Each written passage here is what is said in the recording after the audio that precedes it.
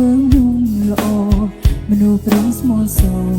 ប្រហែលធន់ទួយអងហើយគិតទៅនៅតាមគ្មានស្រីល្ងងដូចអូនឡើយ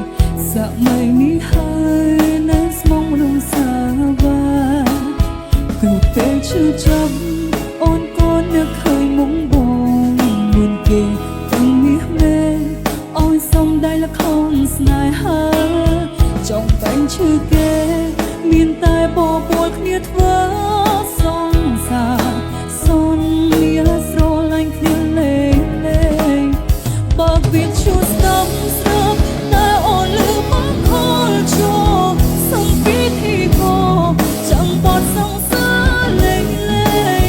អូនស្ដាប់ចំរៀងតែភ្នែកអូនក៏ហត់តាមលេងសងសារលេងលេងស្រឡាញ់មែនទេ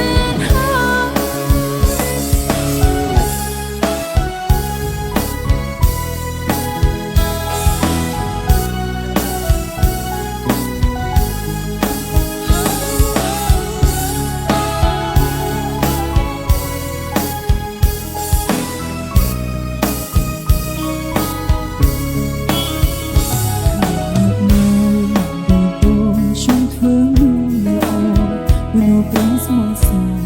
ប្រហែលធន់ទួយអងហើយគិតពីតែគ្មានស្រីល្ងងដូចអូនឡើយ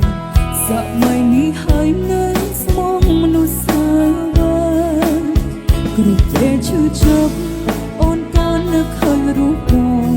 មានគេទាំងនេះមែនអូនសំដៃលខំស្នេហា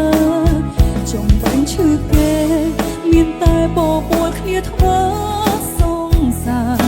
សនមានស្រឡាញ់គ្នាលេងលេងបើវាឈួស្ដាប់ស្រាប់តែអូនលឺបងខលចូលសំពីធីក៏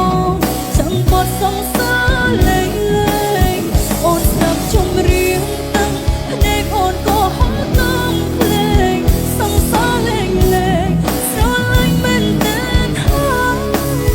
បើវាឈួស្ដាប់ស្រាប់តែអូនលឺបងខលចូលសំពីធីក៏